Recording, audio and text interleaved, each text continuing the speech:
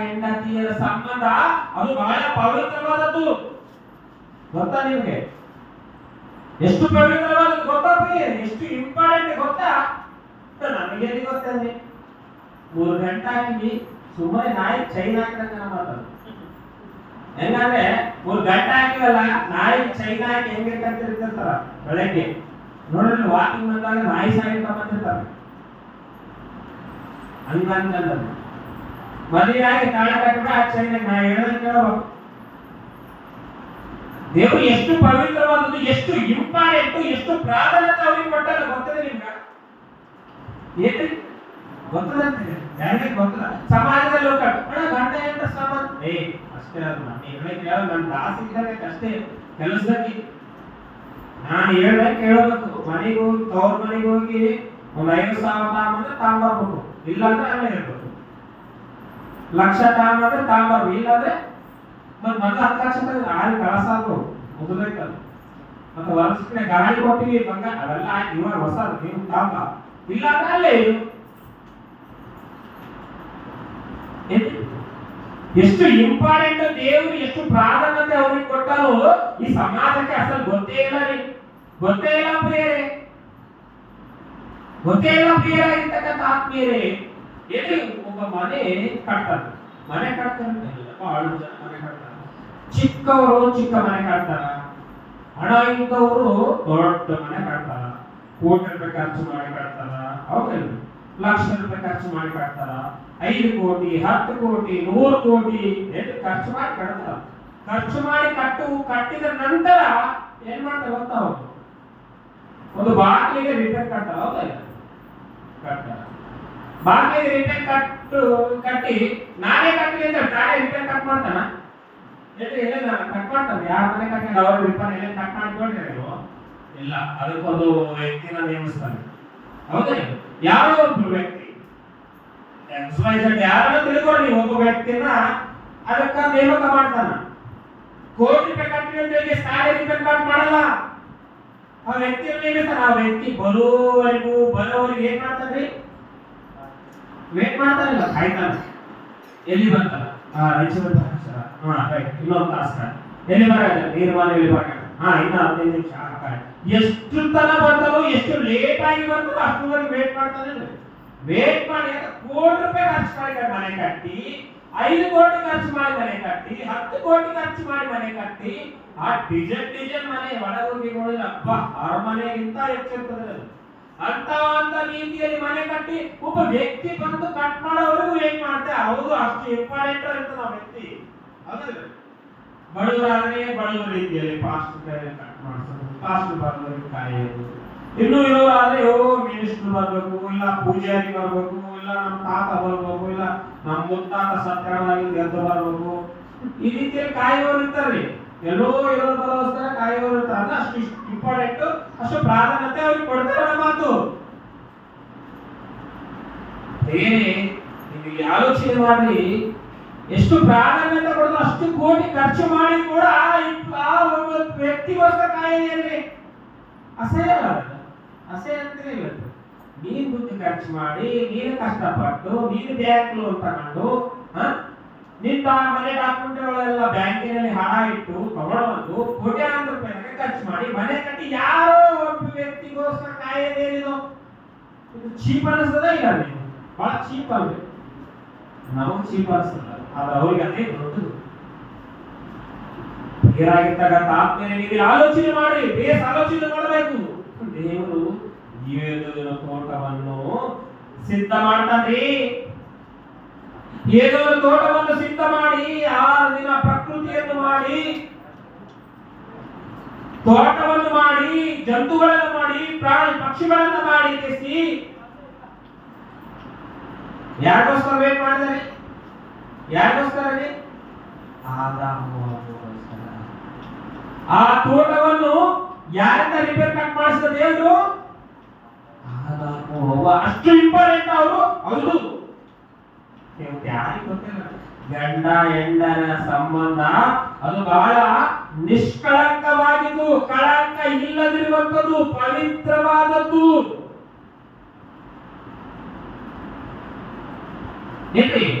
ಎಲ್ಲೆಲ್ಲೋ ಇರೋ ಸಿಟ್ಟು ಯಾರ ಮೇಲೆ ತಂದಾಕ್ತಾನ್ರಿ? ಹೆಂಡತಿ ಮೇಲೆ.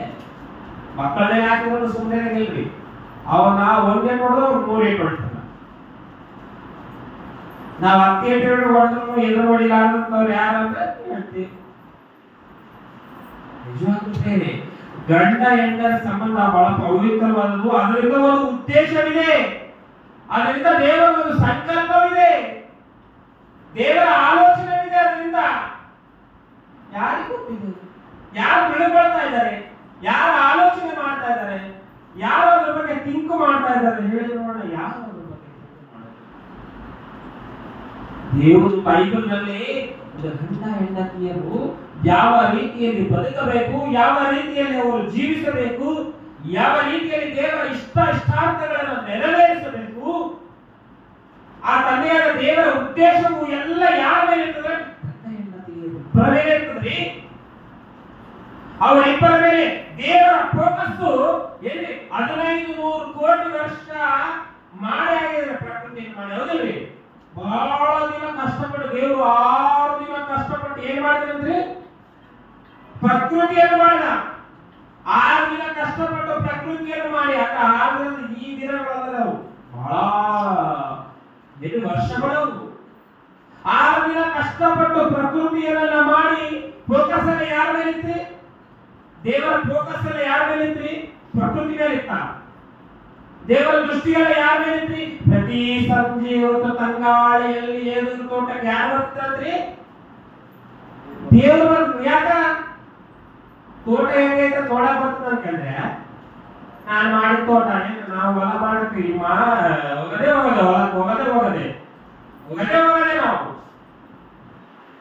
ಎಲ್ಲಿ ನಮ್ಮಲ್ಲಿ ಒಬ್ಬ ನಮ್ಮ ದೋಸ್ತ ಏನ್ರಿ ಒಂದು ಪ್ಲಾಟ್ ಕೊಡ್ಕೊಂಡ ಮೊನ್ನೆ ರೀಸೆಂಟ್ ಆಗಿ ಕೊಡ್ಕೊಂಡು ಅಗ್ರಿಮೆಂಟ್ ಮಾಡ್ಕೊಂಡಿಲ್ಲ, ಪೂರ್ತಿ ಕೊಟ್ಟು ರಿಜಿಸ್ಟರ್ ಮಾಡ್ಕೊಂಡಿಲ್ಲ. ಏನ್ ಮಾಡ್ತಾರೆ ಗೊತ್ತಾ? ದಿವಸ ರಾತ್ರಿ 10 ಗಂಟೆಗೆ ಹೋಗ್ತಾರೆ. ನಿಜವಾಗ್ರಿ ನಿಮ್ಗೆ ಅಡ್ರೆಸ್ ಕೊಡ್ತೀನಿ, ಯಾರಾದ್ರೂ ನಾವು ಹೋಗಿ ನೋಡ್ಕೊಂಡ್ರಿ. ನಮ್ಮ ಫ್ರೆಂಡ್ ದಿವಸ ರಾತ್ರಿ 10 ಗಂಟೆಗೆ ಹೋಗಿ ಒಬ್ಬತ್ತು ಹೋಗಲ್ರಿ, ಇನ್ನೊಬ್ಬತ್ತು ಕರ್ಕೊಂಡು ಹೋಗ್ತಾನೆ. ಹೋಗಿ ಇಲ್ಲಿ ಒಂದು ಸ್ವಿಮ್ಮಿಂಗ್ ಪೂಲ್ ಕಟ್ಟಬೇಕು, ಇಲ್ಲಿ ಒಂದು ಡಬಲ್ ಬೆಡ್ರೂಮ್ ಮನೆ ಕಟ್ಟಬೇಕು. ಒಂದು ಪ್ಲಾಟ್ಗೆ ದೇವರು ಏನೇನು ತೋಟಕ್ಕೆ ಬಂದ ಕೆಸಲ್ಲಿ ಏನೋ ಒಂದು ತೋಟ ಹೆಂಗೈತೆ ನಮ್ಮ ತೋಟ ಹೆಂಗೈತಿಲ್ಲ ಯಾರು ನೋಡಕ್ ಬರ್ತದ? ಅವ್ರಿಬ್ಬರನ್ನ ಅಂದ್ರೆ ಅಷ್ಟು ಇಂಪಾರ್ಟೆಂಟ್ ಅವರು. ಹೌದು, ನಮಗ್ ಗೊತ್ತಿಲ್ಲ ಅವರಿಬ್ರು ಎಷ್ಟು ಇಂಪಾರ್ಟೆಂಟು. ಇವತ್ತಿನ ದಿನದಲ್ಲಿರ್ತಕ್ಕಂಥ ಗಂಡ ಹೆಂಡತಿ ಇಬ್ರು ಅಷ್ಟೇ ಇಂಪಾರ್ಟೆಂಟು. ಅವರಿಬ್ರು ಮಾತ್ರ ಇಂಪಾರ್ಟೆಂಟ್ ಅಲ್ಲ, ಈಗಿರೋರು ಕೂಡ ಇಂಪಾರ್ಟೆಂಟ್ ದೇವರಿಗೆ. ಅವರಷ್ಟೇ ಅಲ್ಲ ರೀ, ಅವರಷ್ಟೇ ಅನ್ಕಂತೀರಾ ನೀವು? ಎಂದಿಗೂ ಅಲ್ಲ. ಅವ್ರ ಮೇಲೆ ದೇವರು ಏನು ಉದ್ದೇಶವನ್ನಿಟ್ಟು ಅವರಿಬ್ಬರನ್ನ ಉಂಟು ಮಾಡಿದ್ರು, ಅವ್ರ ಗರ್ಭದಿಂದ ಬಂದಂತ ನಮ್ಮ ಮೇಲೆ ಕೂಡ ಅದೇ ಉದ್ದೇಶ ಇದೆ ದೇವರಿಗೆ. ನಮಗೆ ಗೊತ್ತಿಲ್ಲ ಅಷ್ಟೇ, ಸರಿಯಾಗಿ ಪಡೆಯಲಾಗಿರ್ತಕ್ಕಂಥ. ಇವತ್ತು ದೇವರು ಅದಕ್ಕೆ ಏನಂತಂದ್ರ ಗಂಡ ಹೆಂಡರ ಸಂಬಂಧ ಅದು ಬಹಳ ಪವಿತ್ರವಾದದ್ದು, ನಿಷ್ಕಳಂಕವಾದದ್ದು, ಕಳಂಕ ಇಲ್ಲದಂತದ್ದು. ವಾಕ್ಯ ನೋಡೋಣ ಪ್ರಿಯರಾಗಿರ್ತಕ್ಕಂಥ ಆತ್ಮೇಲೆ ಆದಿಕಾಂಡ 2ನೇ ಅಧ್ಯಾಯ 24ನೇ ವಚನ ನೋಡಿ ಏನಂತ ಹೇಳ್ತಿದ್ರೆ ಆದಿಕಾಂಡ. ಈ ಕಾರಣದಿಂದ ಪುರುಷನು ಏನಂತ ಹೇಳಿದ್ರೆ ತಂದೆ ತಾಯಿಗಳನ್ನು ಬಿಟ್ಟು ತನ್ನ ಹೆಂಡತಿಯನ್ನು ಸೇರಿಕೊಳ್ಳುವನು. ಬೇಸ್ ಅರ್ಥ ಮಾಡಿಕೊಳ್ಳಬೇಕು ನೀವೆಲ್ಲರೂ ಇವತ್ತು ವಾಕ್ಯನ. ಯಾಕಂದ್ರೆ ನಮ್ಗೆ ಅನ್ವಯಿಸ್ತದೆ ವಾಕ್ಯ, ನಮಗೂ ಕೂಡ ಅನ್ವಯಿಸ್ತದ ವಾಕ್ಯ. ವಾಕ್ಯ ಒಬ್ಬರಿಗೆ ಅಲ್ಲ. ಇದು ಆದಾಮ ಹೋಗುವಾಗ ಅಷ್ಟೇ ಅಲ್ಲ, ಅಬ್ರಹಾಮಿಗೆ ಸಾರಳಿಗೆ ಅಲ್ಲ, ಏನ್ರಿ ನೋಹ ಕುಟುಂಬಕ್ಕೆ ಅಲ್ಲ, ಏನ್ರಿ ಅವರಿಗೆ ಮಾತ್ರ ಸೀಮಿತ ಅಲ್ಲ ವಾಕ್ಯ, ಎಲ್ಲರಿಗೂ ಅನ್ವಯಿಸಿದ ವಾಕ್ಯ. ಇದು ನಮಗೂ ಅನ್ವಯಿಸಿದ ವಾಕ್ಯ. ಏನು ಏನಂತ ಹೇಳ್ತಿದ್ದಾನೆ? ಅವರಿಬ್ಬರು ಒಂದೇ ಶರೀರವಾಗಿರುವರು. ಒಂದೇ ಶರೀರವಾಗಿರುವರು ಆ ಸ್ತ್ರೀ ಪುರುಷರಿಬ್ಬರೂ ಫಸ್ಟ್ ಈ ಕಾರಣದಿಂದ ಏನಂತ ಹೇಳ್ತಾನ? ಈ ಕಾರಣದಿಂದ ಪುರುಷನು ತಂದೆ ತಾಯಿಗಳನ್ನು ಬಿಟ್ಟು ಏನಂತ ಹೇಳ್ತಾನೆ? ತಂದೆ ತಾಯಿಗಳನ್ನು ಬಿಟ್ಟು ತನ್ನ ಹೆಂಡತಿಯನ್ನು ಸೇರಿಕೊಳ್ಳುವನು. ಬಿಡ್ತಾರ ಇಲ್ಲ ಹೇಳಿದ್ರೆ ತಂದೆ ತಾಯಿಗಳನ್ನ ಬಿಟ್ಟು ತನ್ನ ಹೆಂಡತಿಯನ್ನು ಮದುವೆ ವರ್ಷಕ್ಕೆ ಬೇರೆ ಹುಡುಕಾಡ್ತಿರ್ತಾರೆ. ಹೌದಂತೀನಿ ಇಲ್ಲ, ನೀನು ಅಲ್ಲೇ ಇರಮ್ಮ, ನಾವು ಇಲ್ಲೇ ಇರ್ತೀವಿ, ನೀವು ಮನೆ ಬೇಕಾದ್ರೆ ಬಿಡ್ತೀರಿ. ಎಲ್ಲಿ ಮದುವೆ ಆದಂತ ಪುರುಷನು ತಂದೆ ಬೇಕಾದ್ರೆ ಬಿಡ್ತಾರೆ, ತಾಯಿ ಬೇಕಾದ್ರೆ ಬಿಡ್ತಾರೆ, ಅಣ್ಣ ತಮ್ಮಂದಿರು ಬೇಕಾದ್ರೆ ಬಿಡ್ತಾರೆ, ಸಿಸ್ಟರ್ ಬೇಕಾದ್ರೆ ತಂಗಿದವ್ರು ಬೇಕಾದ್ರೆ ಬಿಡ್ತಾರೆ, ಎಲ್ಲ ಬಿಡ್ತಾರೆ ಬಿಡಲ್ಲ. ಯಾಕೆ ಬಿಡಾಕಿಲ್ಲ? ಹೇಳ್ತೀನಿ ಮಾತ್ರ ಬಿಡಾಕಿಲ್ಲ. ಯಾಕೆ ಬಿಡಾಕಿಲ್ಲ? ಯಾಕೆ ಬಿಡಾಕಿಲ್ಲ? ಬಿಡಲಾರ್ದಾಗ ದೇವ್ರ ಗಂಟ ಹಾಕ್ಯಾನ, ಅದು ನಮಗ್ ಗೊತ್ತಿಲ್ಲ. ಬಹಳ ಮಂದಿ ಹಾಕಿರ್ತಾರೆ, ಇವ್ರು ನೋಡಿ ಇವಾಗ 8 ಸರಗಂತ ತಿರುಗ್ತಾನಂತ. ಅದು 8 ಸರಗಂತ ತಿರುಗ ನಮ್ಮ ಉದ್ದೇಶ ಅಲ್ಲ. ಅದು ದೇವರೇ ಯಾಕೆ ಅವಾಗ ಆರಾಮದಿಂದ ಏನ್ರಿ ಅವರಿಂದ ಆರಾಮ ಹೋಗಿ ಅಣ್ಣ ತಿಂದ. ಹೌದಾ? ನಾವೇ ನಲ್ಲದು ಅದು ಅವಾಗ ಯಾಕೆ ದೇವ್ರ ಗಂಟು. ಇವ್ ನೋಡಿ ಯಾವಾಗ 7 ಸರಗಂಟ ತಿರುಗ್ತಾನ. ನಾವಲ್ಲಪ್ಪ, ಅದವೇ ತಿರುಗ, ನಾವೆಲ್ಲ ಏನು ಆ ಅಬ್ರಾಹ್ಮಿಲ್ಲ, ಅಬ್ರಾಹ್ಮ ಕೇಳಿಲ್ಲ ಹೆಂಡತಿ ಮಾತು. ಎಷ್ಟು ಜನ ಕೇಳಿಲ್ಲ ಹೆಂಡತಿ ಮಾತು? ಈಗ ಇಲ್ಲಿ ಗೊತ್ತಲ್ಲ ನೀವು ಯಾರು ಏನಪ್ಪ ನಾವು ಹೆಂಡತಿ ಮಾತು ಕೇಳಲ್ಲ. ನನ್ನ ಮಗಳಿಗೆ ಬರೀ ಹೊಟ್ಟಿದೆ ಕೇಳಲ್ಲ. ಅದು ಅವಾಗೇ ಆಗ್ಯದದು. ಇವಾಗ ದೇವ್ರ ಮಟ್ಟ ಬಂದ್ಬಿಟ್ಟು ಯಾಕೆ ಅನ್ನೋದು ಗೊತ್ತಿಲ್ಲ ನಮ್ಗೆ. ಯಾಕೆ ದೇವ್ರ ಕೇಳೋಣ, ಯಾಕೆ ದೇವ್ರ ಸಿಸ್ಟಮ್ ಇಟ್ಟಾನ, ಯಾಕೆ ದೇವ್ರು ಮಾಡಿದ್ರೆ ನಮಗೆ ಗೊತ್ತಿಲ್ಲ. ಯಾಕಂದ್ರೆ ದೇವ್ರ ಉದ್ದೇಶ ಐತೆ. ಅದು ಅವರಿಬ್ರು ಅನ್ಯೋನ್ಯತೆಯಿಂದ ಇದ್ದಾರೆ, ಪ್ರೀತಿಯಿಂದ ಇರ್ಬೇಕಂತ ಹೇಳಿ ನಾವನ್ನ ಮುಂದೆ ಹೇಳ್ಕೊಂತ ಹೋಗ್ತೀವಿ. ನಾವು ಇಬ್ರು ಹೆಂಗಿರ್ಬೇಕಂತ, ಯಾಕಿರ್ಬೇಕು, ಹೆಂಗಿರ್ಬೇಕು, ಯಾಕಿರ್ಬೇಕು ನಮಗ್ ಗೊತ್ತಿಲ್ಲ. ಈ ಸಮಾಜದಲ್ಲಿ ಎಲ್ಲ ಬಿಲ್ಟಪ್ ಮಾತಾಡ್ತಿರ್ತಾರೆ. ಅವರಿಗೆ ಬುದ್ಧಿ ಜ್ಞಾನ ಇಲ್ಲಂತವ್ರು, ಬುದ್ಧಿ ಜ್ಞಾನ ಇದ್ರೆ ಮಾತಾಡ್ತಾರ. ದೇವರೇ ಗಂಟ ಹಾಕ್ಯಾನ ಅವರಿಗೆ. ಏನಂತ ಹಾಕ್ಯಾನ? ಅವರು ತಂದೆ ತಾಯಿಗಳನ್ನು ಬಿಟ್ಟು ಏನ್ ಮಾಡ್ತಾರಂತ್ರಿ? ತನ್ನ ಹೆಂಡತಿಯನ್ನು ಸೇರಿಸಿಕೊಂಡು ಕೊಡುವನು. ಅವರಿಬ್ಬರು ಒಂದೇ ಶರೀರ. ಅವರಿಬ್ಬರು ಏನಂತ್ರಿ? ಒಂದೇ ಶರೀರವಾಗಿರುವರು. ಇದು ದೇವರು ಮಾಡಿದ ನೇಮ. ಯಾವನ್ನು ಗುಡಿ ಪೂಜಾರಿ ಅಲ್ಲ, ಯಾರು ಪಾಸ್ಟರ್ ಅಲ್ಲ ಇದು ಮಾಡಿರೋದು. ಮದುವೆ ಮಾಡೋ ಪಾಸ್ಟರ್ ಅಲ್ಲ, ಮದುವೆ ಮಾಡೋ ಪೂಜಾರಿ ಅಲ್ಲ, ಏನ್ರಿ ನಿಗಾ ಮಾಡುವ ಏನಂತಾರೆ ಮೌಲಾನ ಅಲ್ಲ, ಆಚಾರ್ಯಗಳಲ್ಲ. ದೇವರೇ ಹೇಳ್ಬಿಟ್ಟಾನೆ ಯಾವಾಗ. ಯಾಕೆ ಏನ್ರಿ ಯಾರನ್ನ ಆಲೋಚನೆ ಮಾಡ್ತಾರೆ? ಯಾಕೆ ಆಲೋಚನೆ ಮಾಡಲ್ಲ? ಪಾಪ ಆಲೋಚನೆ ಮಾಡದೇ. ಯಾಕಂದ್ರೆ ಹೇಳೋರಿಲ್ಲ ಅವರಿಗೆ ಸರಿಯಾದಂತ ರೀತಿಯಲ್ಲಿ ಪಾಠ ಮಾಡೋರಿಲ್ಲ, ಸರಿಯಾದಂತ ರೀತಿಯಲ್ಲಿ ಬೋಧ ಮಾಡೋರಿಲ್ಲ. ಹೇಳುವವರಿಲ್ಲದಿದ್ದರೆ ಕೇಳುವವರು ಯಾರು? ಹೌದಲ್ಲ? ಕೇಳುವವರಿಗೆ ಏನರ್ಥ ಆಗ್ತದ? ಹೇಳುವವರಿಲ್ಲದಿದ್ದರೆ ಅದರ ಅರ್ಥ ಹೇಳುವವರು ಇಲ್ಲದಿದ್ದರೆ ಕೇಳುವವರು ಏನರ್ಥ ಆಗ್ತದ? ಅದು ಗೊತ್ತಲ್ಲ. ನಿಕೋದೇಮನು ಓದ್ತಾ ಇದ್ದಾನೆ, ಯೆಶಾಯಗಳಂತ ಓದ್ತಾ ಇದ್ದಾನೆ, ಅರ್ಥ ಆಗಬಹುದು. ಯಾರು ಬಂದು ತಿಳಿಸಿದ್ರೆ ಬೇಸಿತ್ತು. ಯಾರು ಬಂದ್ರೆ ತಿಳಿಸಕ? ಫಿಲಿಪ್ಪನು ಒಳ್ಳೆ ಬಂದ. ದೇವರು ಹೇಳ ಫಿಲಿಪ್ಪನಿಗೆ ಹೋಗೋ, ನಿಕೋದೇಮನ ಪ್ರಯಾಣ ಮಾಡ್ತಾನೆ, ಅವನಿಗೆ ಅರ್ಥ ಆಗೋದು ವಾಕ್ಯ. ನಿಮಗೆ ನಾನು ಅರ್ಥ ಆಗ್ತದ? ಸಮಾಜಕ್ಕೆ ನಾನು ಅರ್ಥ ಆಗ್ತದ ವಾಕ್ಯ? ಓದೋದು ಬೇಕಾಗಿಲ್ಲ, ಸಮಯ ಇಲ್ಲ, ಓದೋದು ಬೇಕಾಗಿಲ್ಲ. ಹೇಳುವವರಿಲ್ಲದೆ ಇದ್ದರೆ ಯಾರಿಗೆ ಅರ್ಥ ಆಗ್ತದ? ಗಂಡ ಹೆಂಡರ ಸಂಬಂಧ ಬಹಳ ಪವಿತ್ರವಾದದ್ದು. ಅದಕ್ಕೆ ಯಾರು ಕೆಟ್ಟದಾಗಿ ಮಾತಾಡಬಾರ್ದು, ಇಳಿಯಾಡಿಸಿ ಮಾತಾಡಬಾರ್ದು. ಗೊತ್ತಾ ನಿಮ್ಗೆ? ಈ ಸಮಾಜಕ್ಕೆ ಹೋಗಿ ಹೇಳ್ರಿ ಈ ಪಾಠನ. ಬುದ್ಧಿ ಬರ್ತದೆ ಸ್ವಲ್ಪನಾದ್ರೂ ಕೂಡ. ಅವಾಗ ನಾವು ಹೆಂಡತಿಗೆ ಗೌರವ ಕೊಡೋದು ಕಲ್ಕತ್ತಾರ ಸಮಾಜ. ಹೆಂಡತಿಗೆ ಅವಾಗ ಸ್ವಲ್ಪ ಗೌರವ ಕೊಡೋದನ್ನು ಕಲ್ಕತ್ತಾರ. ಇದೆಲ್ಲ ಹೆಣ್ಮಕ್ಳು ಬಹಳ ಖುಷಿ ಆಗ್ತಿರ್ತದೆ. ಸಾರ್ ಹೇಳಕ್ ಬಹಳ ಕರೆಕ್ಟ್ ಅಲ್ಲ, ಸಾರ್ ಹೇಳ ಇದು ಪಬ್ಲಿಕ್ ಮೀಟಿಂಗ್ ಅಲ್ಲಿ ಹೇಳ್ಬೇಕ್ರಿ. ಹೌದು ಕರೆಕ್ಟ್ ಅಂತ ಒಂದು 100 ಮಂದಿ ಹೇಳ್ತಾ ಇರ್ತಾರೆ ಹೆಣ್ಮಕ್ಳು. ಹೌದಂತೇನಿಲ್ಲ. ಕ್ಲಿಯರ್ ಆಗಿರ್ತಕ್ಕಂಥ ಆದ್ಮೇಲೆ ಬೈಬಲ್ ಅನ್ನುವಂಥ ಬೋಧ ಏನಿದೆ ಅಲ್ಲಿ ಕುಟುಂಬನ ಕಟ್ಟಿಕೊಳ್ಳಬಹುದಾಯಿತು.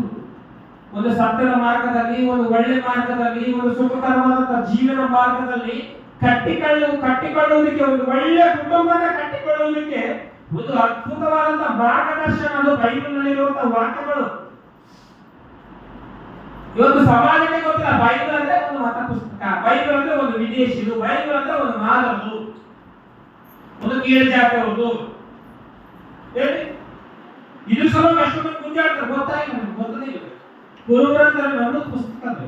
ಫಸ್ಟ್ ವೇಸ್ತಾಂತ ಕುರುಬರಿಗೆ ಕಾಣಿಸ್ಕೊಂಡು ನಮ್ಮದು ಕುರುಬರಿಗೆ ನೋಡ್ಯಾರ ನಮ್ಗ ಮಾನಂತ ನಮ್ದು ದೇವ್ರಿಗೆ ನಾವು ನಂಬಿಕೆ ನಾವೇ ಹೈಯೆಸ್ಟ್ ನಲ್ಲಿ ಇದೀವಿ ನಮ್ಮದಂತ. ಮುಸ್ಲಿಮರ ಅಂತ ಏನಂತ ಗೊತ್ತಾ? ಈ ಸಾಲ ಮತ್ತು ಯೇಸು ಕ್ರಿಸ್ತದಲ್ಲಿ ಈ ಸಾಲ ನಾವು ಕೂಡ ಅದಕ್ಕೋಸ್ಕರ ವೇಟ್ ಮಾಡ್ತಾ ಇದೀವಿ ಅಂತ.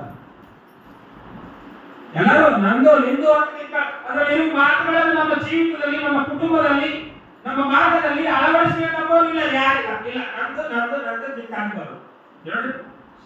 ಪಾಕಿಸ್ತಾನದವರು ಇಂಡಿಯಾದವ್ರು ಬುದ್ಧಿ ಆಡ್ತಾರೆ. ಯಾವ ಕಾಶ್ಮೀರ ನನಗೆ ಬೇಕು ನೆನಪು, ನನಗೆ ಬೇಕು ನೆನಪು, ನಾನು ಗುಲಾಬ್ ಮುಂಚಕ್ಕಿಂತ ಇತ್ತಲ್ಲ ಗೊತ್ತಿನವರೆಗೂ ಬಗೆಯಲ್ಲ. ಹೌದಲ್ಲ, ಬುದ್ಧಿ ಆಡಕತ್ತೆ ನನಗೆ ಬೇಕು ನೆನಬೇಕು ಹಂಗಾಗಿ. ಆದ್ರೆ ಅದರಲ್ಲಿರುವ ಬೋಧಗಳಿರುವಂತಹ ಬೋಧ, ವಾಕ್ಯ, ಮಾತುಗಳು ನಮ್ಮ ಜೀವಿತದ ಅಳವಡಿಸಿದ್ರು. ಯೇಸು ಕ್ರಿಸ್ತ ಹೇಗೆ ಬದುಕಿದ್ರು, ನಾನು ಹೀಗೆ ಬದುಕಬೇಕು ಯಾರನ್ನ ಅಂತಾರ? ಇಲ್ಲ. ಪೌಲನು ದೇವರಿಗೋಸ್ಕರ ಹೀಗೆ ಪ್ರಾಣ ತ್ಯಾಗವನ್ನು ನಾನು ಮಾಡಬೇಕು ಯಾರನ್ನ ಅಂತಾರ? ಅನ್ನಂಗಿಲ್ಲ. ಪೇತ್ರನವರು ಪ್ರಾಣ ಕೊಟ್ಟರು, ಯಾಕೋಬನು ಖಡ್ಗದಿಂದ ಕೊಲ್ಲಲ್ಪಟ್ಟ, ನಾವು ಸಾಯಿಸಲ್ಪಡಬೇಕು, ನಾವು ಕೊಲ್ಲಲ್ಪಡಬೇಕು ಯಾರನ್ನ ಅಂತಾರ? ಅದು ಮಾತ್ರ ನನ್ನ ಗ್ರಂಥ ಹೆಚ್ಚು, ನನ್ನ ಪುಸ್ತಕ ಹೆಚ್ಚು, ನನ್ನ ದೇವರು ಹೆಚ್ಚು, ನಿನ್ನ ದೇವರು ಹೆಚ್ಚು ಅಂತ ಗುದ್ದಾಡುವವರು ಈ ಸಮಾಜದಲ್ಲಿ ಆ ದೇವರು ಹೇಳಿದ ಮಾತುಗಳನ್ನ ಪಾಲಿಸಬೇಕು, ನಡೆಯಬೇಕು, ಬದುಕಬೇಕು, ನಮ್ಮ ಜೀವನದಲ್ಲಿ ಅಳವಡಿಸಿಕೊಳ್ಳಬೇಕು ಅಂತ ಹೇಳುವಂತವ್ರು ಯಾರಿದ್ದಾರೆ? ಯಾರು ಇಲ್ಲ. ನೋಡಿ, ಕೊರಿಂಥದವರಿಗೆ ಪೇತ್ರನವರು ಬರೆದ ಪತ್ರಕ್ಕೆ ಒಂದ್ಸಲ ನೋಡಿ. ಪೇತ್ರನವರಿಗೆ ಬರೆದ ಪತ್ರಕ್ಕೆ ಅಪೊಸ್ತಲನಾಗಿರ್ತಕ್ಕಂಥ ಪೇತ್ರನವರು ಬರೆದ ಮೊದಲನೇ ಪತ್ರಕ್ಕೆ 3ನೇ ಅಧ್ಯಾಯ 1-2 ವಚನವನ್ನು ಸಂತರು. ಅದೇ ರೀತಿಯಾಗಿ ಏನಂತ ಹೇಳ್ತಾನ? ಇಷ್ಟುವರೆಗೂ ಪುರುಷರಿಗೆ ಹೇಳಿದೆ ನಾನು ಎಲ್ಲ ವಿಷಯನ. ಇವಾಗ ಸ್ತ್ರೀಯರಿಗೆ ಏನಂತ ಹೇಳ್ತಾನೆ? ನಿಮ್ಮ ಗಂಡಂದಿರಿಗೆ ಅಧೀನಳಾಗಿರಿ. ಯಾರಿಗೆ ಅಧೀನಳಾಗಿರ್ಬೇಕು? ಯಾಕಾಗಿರ್ಬೇಕು? ನಮಗ್ ಗೊತ್ತಿಲ್ಲ. ಏನ್ರಿ ಗಂಡ ಗದರಿಸಿದಾಗ ಹೇಳ್ತಿ ಗದರ್ಸಲ್ಲ ಅಂತಂದ್ರೆ ಇಷ್ಟೊತ್ತ ಗಂಡ ಗದರ್ಸೋದನ್ನೇ ಕೇಳಿ ನೀವು ಹೇಳ್ತಿ ಗದರ್ಸಲ್ವಾ? ಏನಂತ ಹೇಳ್ತದೆ ಇಲ್ಲಿ? ಅದೇ ರೀತಿಯಾಗಿ ಸ್ತ್ರೀಯರೇ ನಿಮ್ಮ ಗಂಡಂದರಿಗೆ ಅಧೀನಳಾಗಿರಬೇಕು. ಯಾಕೆ ಅಧೀನಳಾಗಿರಬೇಕು?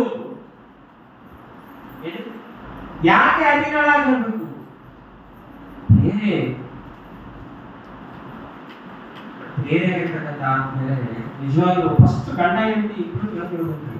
ಅವರ ಇಬ್ಬರದು ಬಹಳ ಪವಿತ್ರವಾದಂತ ಬಂಧ, ನಿಷ್ಕಳಂಕವಾದಂತ ಬಂಧ, ಕಳಂಕ ಇರ್ಲಾರಂತ ಬಂಧ. ಉಪೇಂದ್ರನ ಬಹಳ ಚೆನ್ನಾಗಿ ಹೇಳಿದಾನೆ ಈ ವಿಷಯನ. ಗಂಡ ಹೆಂಡತಿಯರ ಸಂಬಂಧ ಏನಿದೆ ಅದು ಬಹಳ ಪವಿತ್ರವಾದದ್ದು, ಬಹಳ ಪವಿತ್ರವಾದದ್ದು. ಬೈಬಲ್ ಕೂಡ ಹೇಳಿದೆ, ಉಪೇಂದ್ರನ ಹೇಳಿದ್ರೆ ಬೈಬಲ್ ಕೂಡ ಹೇಳಿದೆ. ಅವರಿಬ್ಬರ ಸಂಬಂಧ ಹೇಳಿ ಬಹಳ ಪವಿತ್ರವಾದದ್ದು, ಬಹಳ ಪವಿತ್ರವಾದದ್ದು. ಏನಂತ ಹೇಳ್ತಿದ್ರಿ? ಅವರಲ್ಲಿ ಕೆಲವರು ಏನಂತ ಹೇಳ್ತಾರೆ? ದೇವರ ವಾಕ್ಯಕ್ಕೆ ಅವಿದ್ಯರಾಗಿದ್ದು ಏನಾಗಿರತ್ರಿ? ದೇವರ ವಾಕ್ಯಕ್ಕೆ ಅವಿದ್ಯರಾಗಿರಂತ ಪ್ರೇರಿ. ಅದು ದೇವರ ವಾಕ್ಯಕ್ಕೆ ವಿಧೇಯರಾಗಿಲ್ಲ ಅಂತ ಕೆಲವರು ಮಾತ್ರ ಹೇಳ್ತಾರೆ. ಎಲ್ಲ ನನ್ನಲ್ಲಿ ಏನಂತಾರೆ? ನೀವು ನಿರ್ಮಲ